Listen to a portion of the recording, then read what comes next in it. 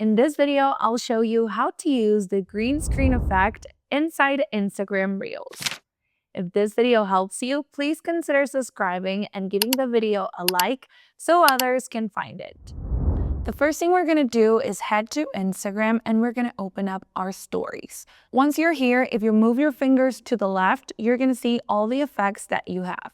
But to find the green screen effect, what we have to do is to move our fingers all the way to the right. So here is where we're going to be able to browse new effects. So I'm going to go ahead and tap on this little search icon, and then I'm going to tap again on the search bar. Here we're going to type green screen, and we're going to select the first option that comes up.